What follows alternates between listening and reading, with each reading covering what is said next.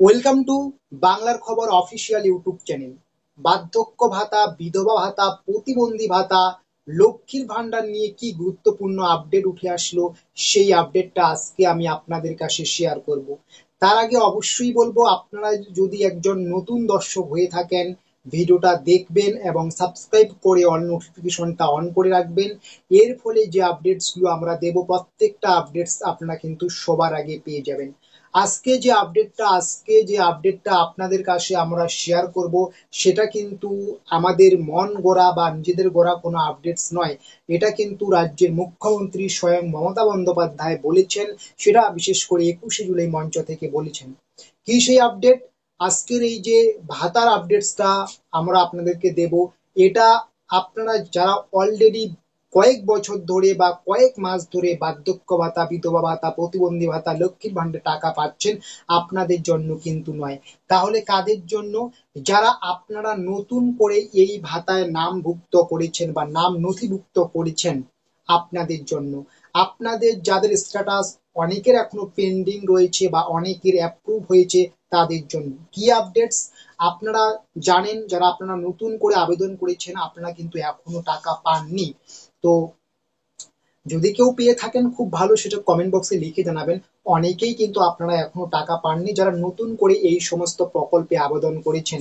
কিন্তু রাজ্যের মুখ্যমন্ত্রী মমতা বন্দ্যোপাধ্যায় যেটা বলেছেন যে এই সমস্ত প্রকল্পের টাকা কিন্তু এই মুহূর্তে দেওয়া হচ্ছে না। তাহলে কবে দেওয়া হবে? এই সমস্ত প্রকল্পের টাকা কিন্তু আমরা আগেই বলেছিলাম আপনাদেরকে যে আগস্টে নাকি দেওয়া হবে, কিন্তু সেটার সাথে মিলছে না।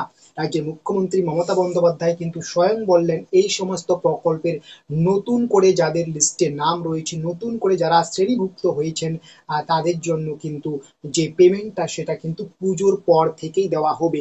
তাহলে এখন কথা হচ্ছে, আমরা যারা নতুন করে আবেদন করেছি, আমাদের প্রত্যেকের পুজোর পরে পেমেন্টটা দেবে? হ্যাঁ, অবশ্যই। যদি আপনাদের পুজোর আগে স্ট্যাটাসটা অ্যাপ্রুভ হয়ে যায়, আপনারা কিন্তু প্রত্যেকেই পুজোর পরে টাকা পাচ্ছেন, পুজোর পর পর থেকেই।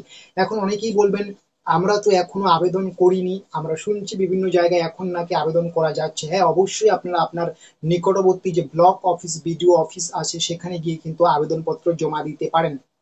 এখন কথা হচ্ছে, আমরা যদি এখন নতুন করে আবেদনপত্র জমা দিই, তাহলে কি আমরাও টাকাটা পাবো পুজোর পরে? হ্যাঁ, অবশ্যই আপনারাও কিন্তু তাহলে পুজোর পরে টাকা পাবেন। কিন্তু আপনাকে কিন্তু এই কাজটা তাড়াতাড়ি করতে হবে। আপনারা যত দেরি করবেন, তত কিন্তু আপনার ডকুমেন্টগুলো ভেরিফিকেশন করতে, আপনার স্ট্যাটাস অ্যাপ্রুভ হতে সময় লাগবে। এর ফলে কিন্তু আপনারা পুজোর পরে টাকা পাবেন না, আরো কিন্তু দেরি হয়ে যাবে। তাই এই মুহূর্তে যেহেতু আপনাদের ব্লক অফিসে এই সমস্ত কার্যকলাপের যে ফর্ম, সেগুলো জমা নিচ্ছে, আপনারা কিন্তু তাড়াতাড়ি জমা দিয়ে দেবেন। এর ফলে আপনারা কিন্তু খুব তাড়াতাড়ি পুজোর পরে আপনাদের টাকাগুলো পাওয়া শুরু করবেন।